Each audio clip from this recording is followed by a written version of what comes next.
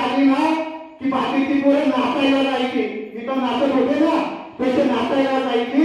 पण तो पोरगा म्हणायचा की मी जयंतीला नाचायला जाणार पण 363 दिवस पुस्तकं वाचणार तेव्हा मी नाचायला जाणार. तो पोरगा सातत्याने अभ्यास करायचा. पोरं म्हणायची अरे नाचायला चल बघायची चल, तो पोरगा म्हणायचा नाही मला पुस्तक वाचायचं आहे. पुस्तक वाचत वाचत वाचत असताना मी माझं एम.ए. झाल्यानंतर बाहेर पडलो पण संपर्क होता कारण मी व्याख्यान करायला जायचो. आणि आई लोकांच्या घरी धुणं भांडी करते, वडील एका खाजगी सरकारी दवाखान्यामध्ये शिपायाचं काम करतायत.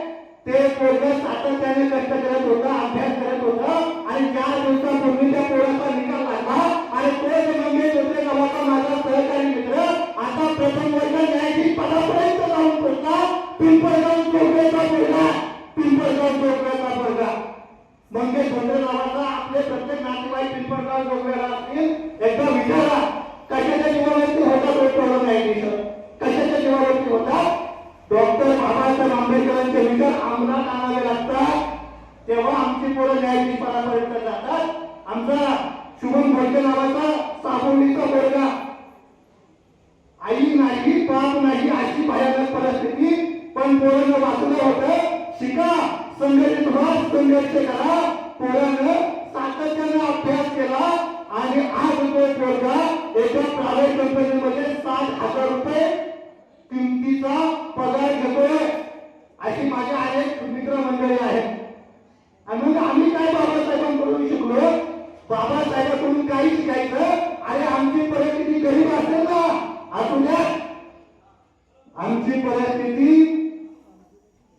एखाद्या झोपडीची असेल ना असू द्या, पण बाबासाहेबांचा विचार जर अंमलात आणला ना तर पोरगा यशाच्या शिखरावरती जाऊ शकतं.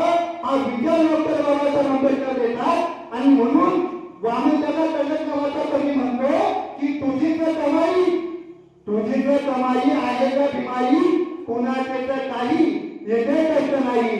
याचाच अर्थ आम्ही सरपंच झालो, जिल्हा परिषदेला निवडून आलो, पंचायत समितीला निवडून आलो, आमदार झालो, खासदार झालो, मंत्री झालो, मुख्यमंत्री झालो. एवढंच काय या भारताचा राष्ट्रपती आणि पंतप्रधान सुद्धा झालो. ही पुण्य कोणाची आहे तरी पुण्याई त्या बाबासाहेबांच्या संविधानाची पुण्याई आहे. कळलं का आम्हाला संविधान? कळलं का आम्हाला संविधान? रामा महार नावाचा एक पोरगा होता.